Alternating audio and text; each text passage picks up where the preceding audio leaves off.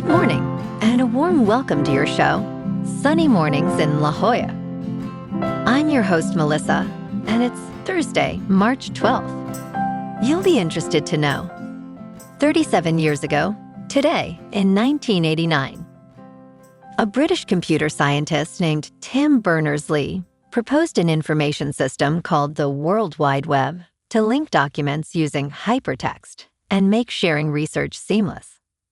This proposal launched a revolutionary framework for global information access, creating a universal, open platform that would transform communication, publishing, and collaboration. So now you know. And now, it's time for the Surf Report. Thursday in La Jolla. This morning it's looking clean, with waves at 3 to 4 plus feet. Conditions will shift to fair by late morning, with winds turning onshore at 5 miles per hour. By the afternoon, expect choppy conditions as winds increase to 9 miles per hour. Tide is currently rising, so keep an eye on that. Best time to ride is at 8 a.m. with a 2-foot outgoing mid-tide, when the southwest swell is 2 feet at 18 seconds, and the offshore wind is 3 miles per hour. The nearshore buoy in Scripps in La Jolla reads 63 degrees for the water temperature. Friday offers clean conditions with waves around 2 to 4 feet, ideal for catching some fun rides. Saturday sees a slight decrease in quality as choppy conditions develop, with waves holding at 2 to 3 plus feet. Sunday brings a steady increase in swell, with clean sets reaching 3 to 4 feet, making it the standout day for surfers. This morning, it's sunny and it feels like 60 degrees, with 5 mile per hour wind. The sunset will take place at 6:56, and it will rise again tomorrow at 7:02. It looks like we're in for a sunny Thursday, with a high near 71 and a light northwest wind around 5 miles per hour. Tonight, expect mostly clear skies with a low around 62 and a gentle breeze. Looking ahead in the weather.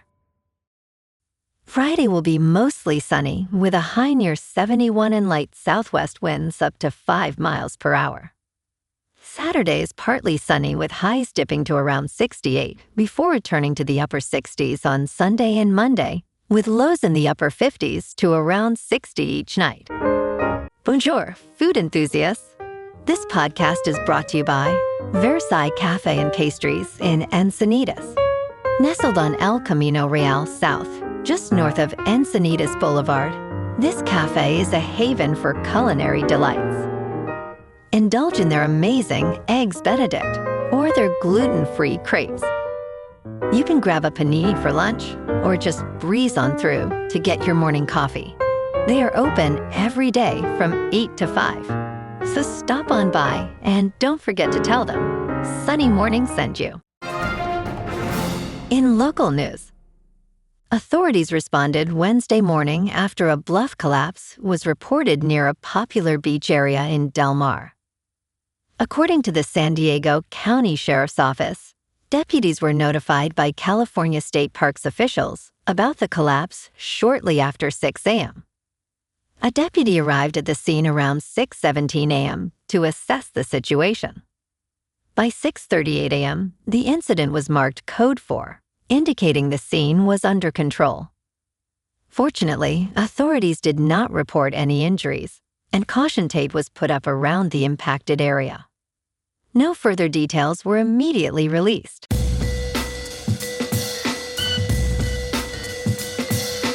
Now on to sports. Team USA has officially advanced to the quarterfinals of the 2026 World Baseball Classic after a tense scare. Thanks to Italy's convincing 9-1 victory over Mexico, the U.S. will face Canada in the next round.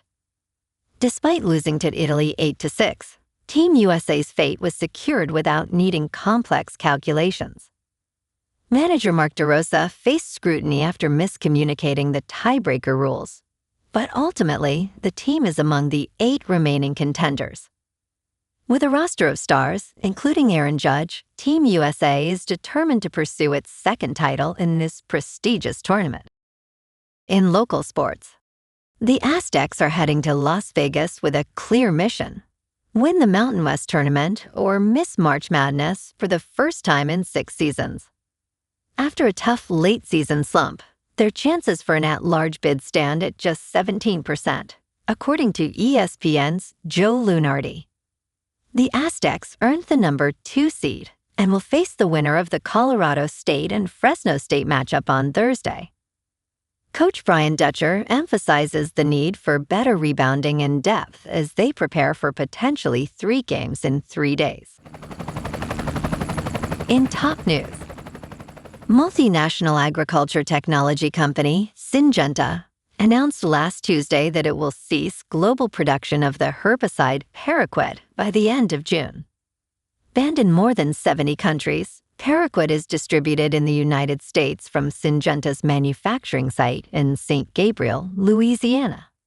While the decision comes amid thousands of lawsuits regarding Paraquat's health risks, a Syngenta representative cited entirely a commercial reason for the move.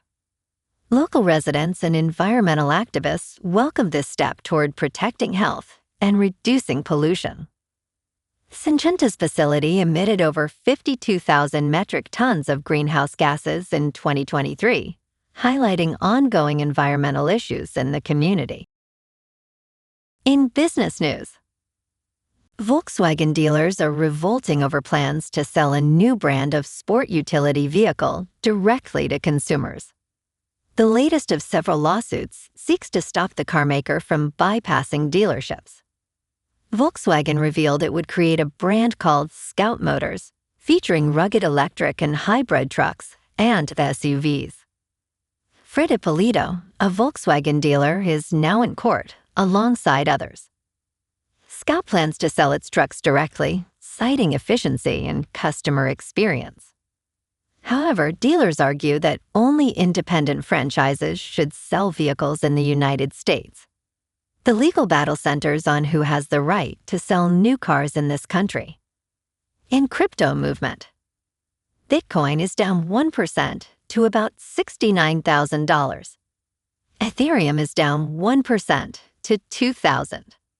And XRP is down 1.5% to $1.37.